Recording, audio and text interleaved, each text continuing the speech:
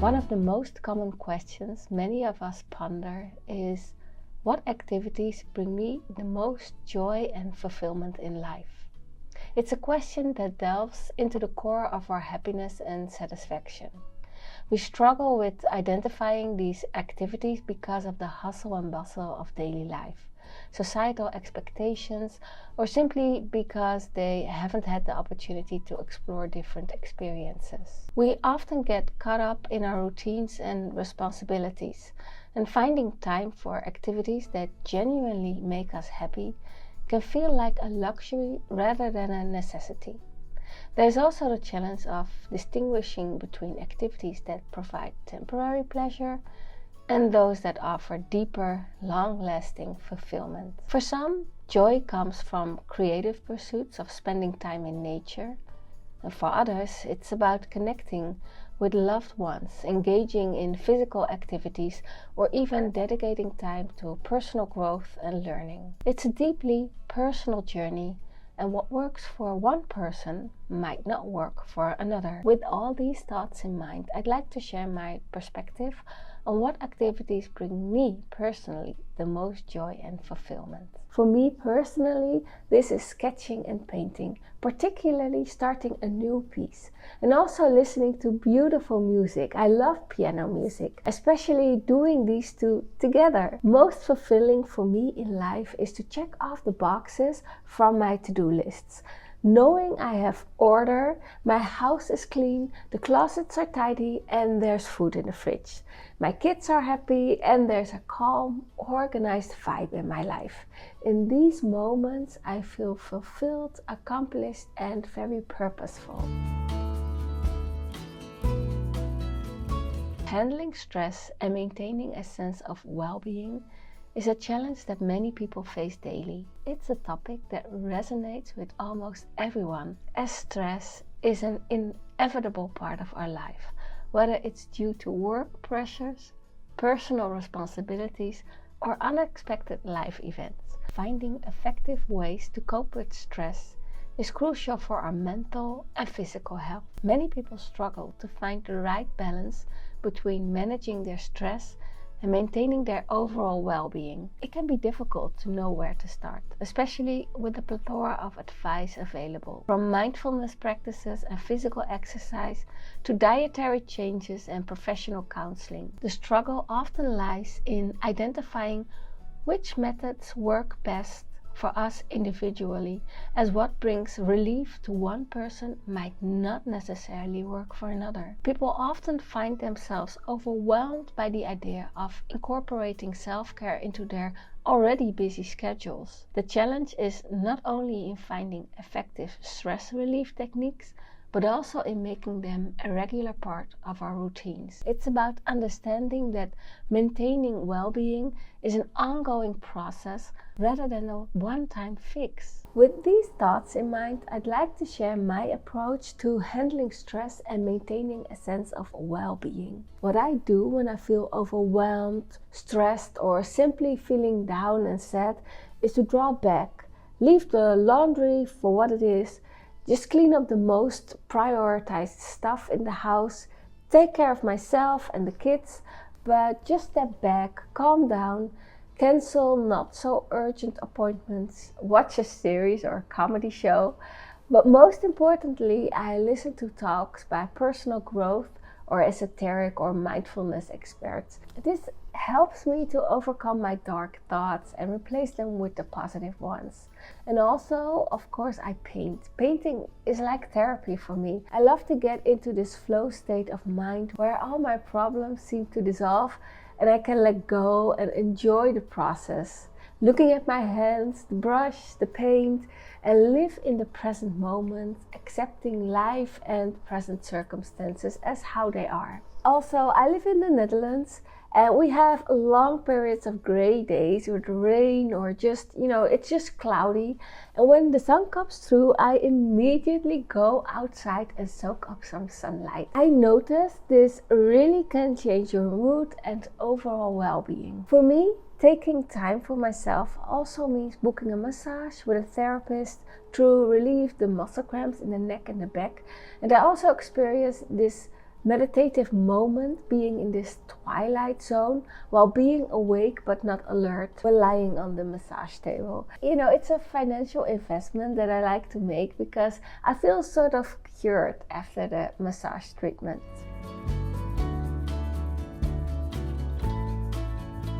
Reflecting on the most important lessons we've learned in life is something that can provide deep insights and wisdom. It's a question that encourages us to look back on our experiences, both good and bad, and to consider how they've shaped who we are today. Many of us find this process challenging because it requires introspection and the willingness to acknowledge the past mistakes and triumphs. Everyone's journey is unique, and the lessons we learn along the way are deeply personal. For some, these lessons might come from overcoming hardships, while for others, they might emerge from moments of joy and success. The struggle often lies in recognizing and internalizing these lessons and then applying them to our future actions and decisions. We often wonder about the nature of these life lessons. Are they about resilience, love, perseverance, or something else entirely? The process of learning and growing is continuous, and the insights we gain can profoundly influence our perspective on life. With these thoughts in mind, I'd like to share some of the most important lessons I've learned in my life so far. I love the sayings by different Buddhists I've heard. It goes like this: do you have a problem in life? No? Then why worry? Yes? Can you do something about it? Yes? Then why worry? Do you have a problem in life? Yes? Can you do something about it? No? Then why worry? And this helps me so much. Every time I face hardships, I try to take a moment and think about this, like, is this something I can do something about? Can I change this or not? Should I do something? If yes, act. If not, then don't and let it go. Just let it go. Finding a balance between work and personal life is a common challenge that many people face today.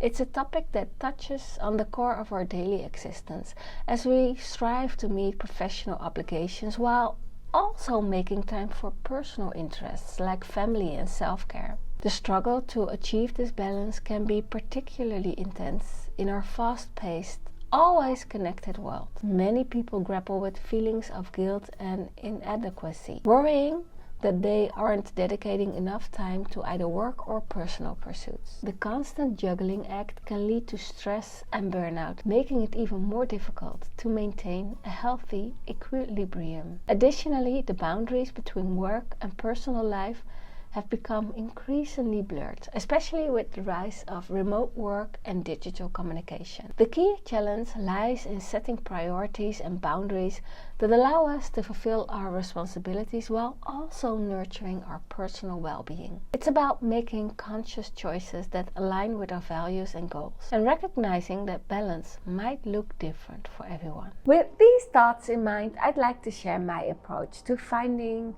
a balance between work and personal life. My working life and personal life go as one. They are not separated from each other. I live and work from home, so when I am painting, I'm also doing some household chores in between painting sessions, and I also may have some guests coming over, people who are interested in buying my art. Maybe they run late, no problem. I'm at home anyway, doing the things I need to do. And then at 2 p.m. my daughter gets home from school and I'm at home, welcoming her and chatting a bit about her day. She's a preteen now, so she doesn't want to tell a lot, but I know she is just so happy to see me when she gets home. To disappear into her room straight until dinner time. But hey, this is how it is at the moment. I think it's part of life and growing up. I might be doing a video call where I tell my daughter to not disturb me, but as a teen, as she is, of course, only then she urgently needs my attention and to ask for candy or something. How I balance my personal life and professional life is just scheduling, managing expectation, planning and organizing everything ahead using my digital calendar, and leaving enough space between appointments for unexpected changes or delays when traveling. And when I need to do appointments with my disabled special needs son, I take half a day. I block that in my book to have enough time for traveling with him, because this is very extensive and it needs a lot of preparation. And meanwhile, while I might be sitting in the waiting room with him in the hospital, I might answer some emails from my phone or post on social media. So anything is possible. Also, running a one-woman business while managing 2 kids and a household. Defining success and happiness is a deeply personal and often complex endeavor. It's a question that invites us to reflect on what truly matters to us and how we measure our achievements and satisfaction in life. Many people struggle with this because societal norms and external pressures can heavily influence our perceptions of success and happiness. For some, success might be linked to career achievements, financial stability, or societal status. For others, it might be about personal fulfillment, meaningful relationships, or contributing to the community. Happiness, too, is a multifaceted concept that can vary greatly from person to person. It can be found in small daily joys, a sense of purpose, or the pursuit of long-term goals. The challenge often lies in separating our definitions of success and happiness from those imposed by society. It requires introspection and a clear understanding of our values and aspirations. Additionally, it's about recognizing that these definitions can evolve as we grow and our circumstances change. I believe that true happiness comes from within, when you feel that the things that you do really make a difference and have an impact on your family. For me, it's my children, and this could also be a needy family member or a neighbor. When you do a task like helping someone out in need of, for example, administrative help, or help with traveling or doing some shopping, it gives a sense of purpose. And this could also be like gardening or helping out at a local clubhouse.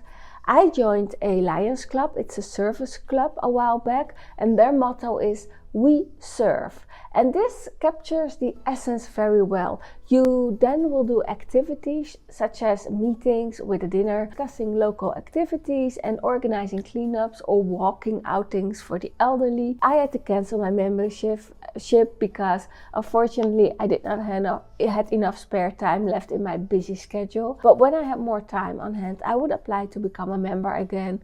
It's like it's a club sort of like the Rotary or any other service club, and being part of such a club or community brings happiness and a sense of purpose. It also gives you goals to achieve as you work together on projects for your community. Understanding the role of relationships and community in our overall well-being is essential for a fulfilling life. It's a question that delves into the heart of our social nature and how our interactions with others impact our mental and emotional health. Many people struggle with this because building and maintaining meaningful relationships can be challenging, especially in our increasingly digital and busy world. Relationships and community can provide support, a sense of belonging, and emotional nourishment. They can be sources of joy, comfort, and growth. However, they can also bring challenges and require effort and commitment to nurture. The struggle often lies in balancing our need for connection with the demands of our individual lives and finding the right communities where we feel truly accepted and valued. The importance of relationships and community extends beyond mere companionship.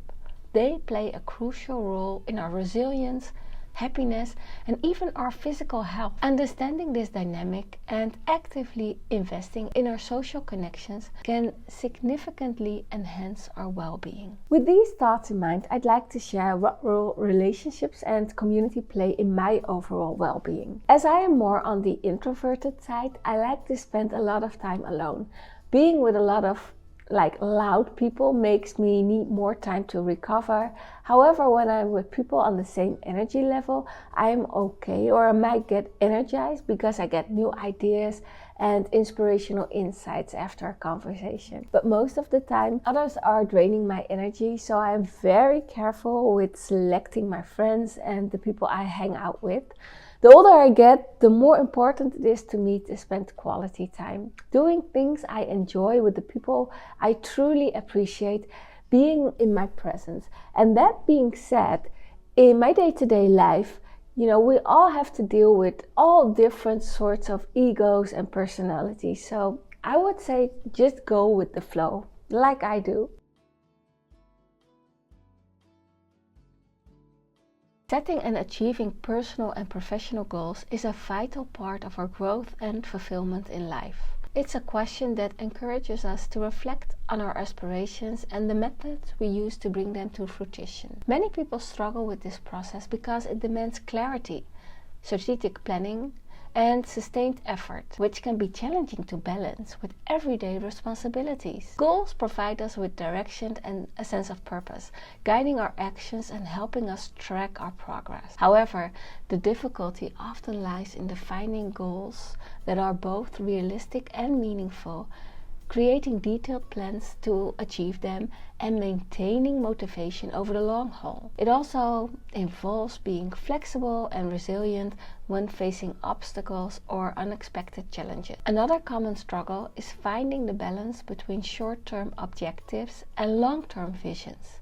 It's easy to become preoccupied with immediate tasks and lose sight of our larger goals. Effective goal setting requires not only identifying what we want to achieve, but also understanding why these goals are important to us and how they align with our core values and priorities. With these considerations in mind, I'd like to share my approach to setting and achieving my personal and professional goals. For me, it is important to have a long-term plan. I envision where I see myself in a year or in 5 years, but also in 10 years. And even when I'm very, very old and not as fit, I believe it's important to think about that now. I already know that if I would reach the age of 90, I would still love to be painting in a peaceful environment where I remain productive and feel that I'm contributing to this world, and to leave something beautiful behind after I'm gone. But at the same time, I want to actively engage doing what I enjoy. A few years ago, I started playing the piano. One of my goals is to be able to spend more time on this. I know that at the moment I have little time for it. So it is something I have as a goal for in the future. That in 20 years from now, when I have more time, I can play more songs than the one I can currently play. I approach both personal and professional matters in this way. I write everything down. I have all sorts of notebooks, and I buy the nice one, like a pink one or a cute one with a print. And in these I write down my major goals, like financial goals, but also in terms of art. Certain series I want to create, specific ideas I want to develop, and things I want to change on my website or photo shoots I want to do. These are all short-term goals and also some long-term goals, and they somewhat overlap. But I write everything down, and from time to time I look back through the notebooks to all those books that I have, and as they scattered around my house, at my desk, at my table, in my living room, at my bed, and then I cross things off or come up with new ideas because I see old goals that I have partially achieved or not at all, and then I get new ideas to re-establish or adjust them. That's how I handle it. Discovering and maintaining practices or habits that benefit Our mental health and physical health is a crucial aspect of our overall well-being. It's a question that prompts us to think about the routines and activities that help us stay balanced and healthy. Many people struggle with this because it requires consistency, discipline, and often a willingness to make lifestyle changes. Mental and physical health are deeply interconnected, and finding the right habits to support both can be challenging. This might involve exploring various practices from regular exercise and a balanced diet to mindfulness and self-care routines. People often wonder which practices will have the most positive impact and how to maintain these habits over the long term. It's about understanding what works best for us individually and creating a sustainable approach that fits our unique needs and lifestyles. With these thoughts in mind, I'd like to share the practices and the habits that I have found most beneficial for my mental and physical health. For me, it's important to start the day calmly. After my daughter leaves for school, I have another cup of coffee and I prepare a healthy breakfast, a cereal breakfast, and then I take some time to read my emails. Sometimes I even start painting, and I do all of this in a very calm environment. No rushing. It's really important for me to start my day calmly. I also prefer to schedule my appointments after 9 o'clock so that I don't have to deal with traffic and avoid the stress of getting ready very quickly for the day. I also really enjoy going to the gym and after a workout, chatting a bit with a friend, swimming, and then going to the sauna. Usually it's 10 minutes. And this way I've also had my social interactions. We've caught up and done something active and sporty, and also had a chance to, relax because we can't talk in the sauna. So we both have to be quiet. This is very important for me. And additionally, I found that it's very beneficial to get a massage every 2 weeks from a therapist. If I don't, I start to feel all kinds of tension in my body, and I've noticed that if I don't do this, I miss out on a lot of peace in my life. So I need a lot of peace in my life in addition to social interactions, but I don't need to go to busy parties and networking events. Not that I never go, sometimes I do, but I mostly need a lot of time alone and a lot of peace. This is best for my personal mental health, and these habits consistently prove to be the most beneficial for me. Staying resilient in the face of challenges or setbacks is a crucial skill that significantly impacts our ability to navigate life's ups and downs. It's a question that encourages us to reflect on how we cope with adversity and maintain our strength and determination. Many people struggle with resilience because it requires a combination of mental fortitude, emotional intelligence, and adaptive strategies. Challenges and setbacks are an inevitable part of our life, and how we respond to them can shape our overall well-being and success. The struggle often lies in maintaining a positive mindset, finding effective coping mechanisms, and learning from these experiences rather than being overwhelmed by them. Resilience involves not only bouncing back from difficulties, but also growing stronger through the process. People often wonder how to cultivate and sustain resilience, especially during prolonged periods of stress or hardship. It's about developing habits and mindsets that support perseverance, seeking support when needed, and staying focused on long-term goals despite short-term obstacles. With these thoughts in mind, I'd like to share how I stay resilient in the face of challenges and setbacks. I try to analyze my thoughts and feelings when I feel low or stressed or angry, and I try to pause and think about what makes me feel this way. Is it something I just saw or read somewhere? Nowadays we get so many messages and impulses from the outside world, like social media, and you only have to have a fraction of a second to look at your phone, see some push messages, and feel stressed by things you get reminded of. So what I do is I analyze if the feeling is coming from this. For example, I might be opening my Instagram page, seeing that it dropped a few followers, and that made me sad.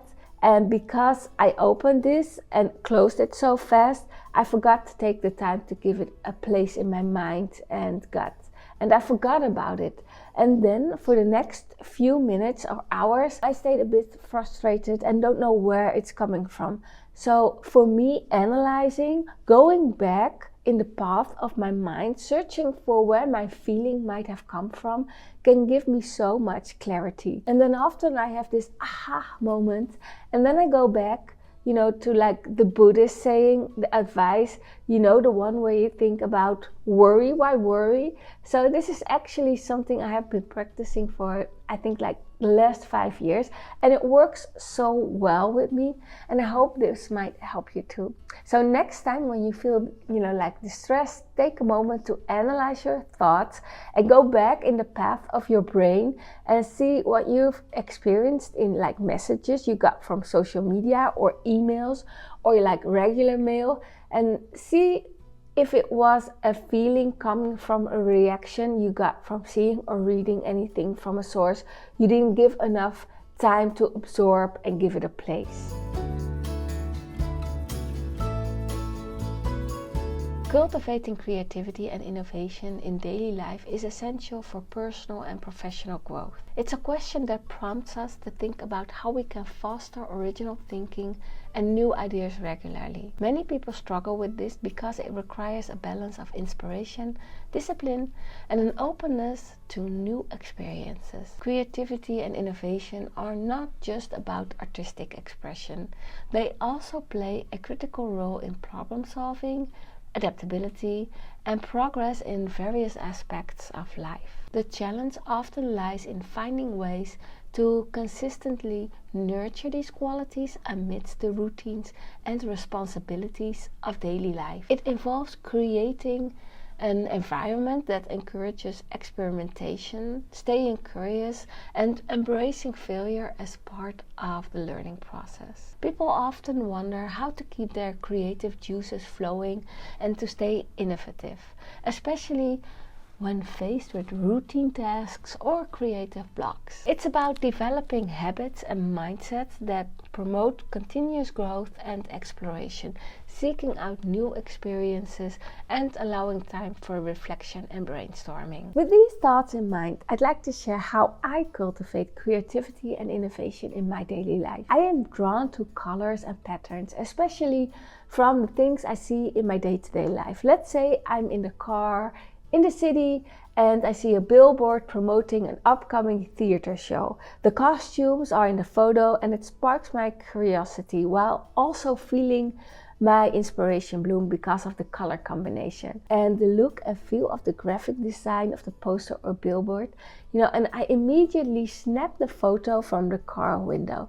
The same happens while scrolling on Instagram. I just snap a screenshot and save it, or save a pin on one of my many Pinterest boards so I can go back to whenever I feel the need to. This is how I save my sparks of inspiration for later. This for me works well. I have a video about the things that inspire my artistic process. You can watch it after this video. I talk extensively about everything that inspired my art and my muses. One other thing I would like to mention is that it's just the same with writing too.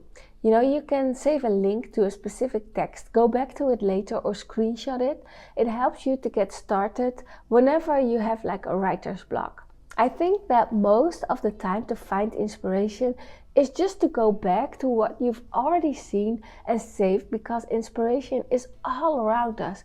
You just have to mix all the information you've gathered over some period and then remix it in your head and just start pouring your thought. When drawing, painting, or writing, just start without worrying about the outcome. This is what gives the best results. Don't go for quality, go for a draft, and don't go for something genius. Just make something like anything, and then later on you can go back and adjust, rewrite, or overpaint. And don't be afraid to fail, to make something bad. Even if you don't think it is working out, just do it anyway. And also continue for the time you've set to work on your project or activity. This is how I make sure I'm always productive and things come to fruition.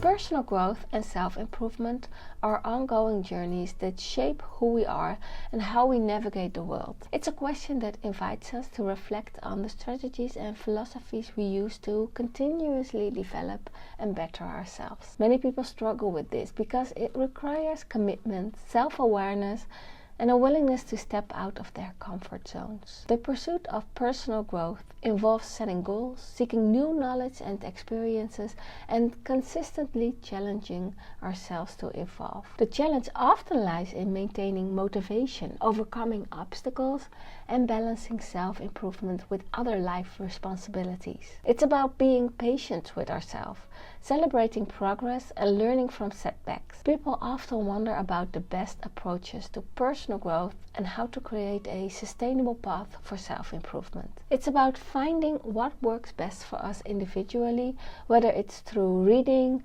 learning new skills, engaging in introspection, or seeking feedback from others. With these thoughts in mind, I'd like to share my approach to personal growth and self-improvement. What I do for personal growth and self-improvement is I read a lot of books about personal development. I also listen to many audiobooks and YouTube channels that discuss how to stay positive, how to manifest, how to set goals and work towards them in small steps. I've recommended certain books like Feeling is the Secret, Acres of Diamonds, and others in another YouTube video. The link you can find in the description of this video. I highly recommend reading these books. It's so important to keep reading and to revisit books that are so valuable. It's always the case that you experience new things in life and you reach new levels, which means you are ready for new books and new insights because you've grown further. So I think it's important to always keep looking for answers, motivation, or insights that other authors have experienced and shared in their books.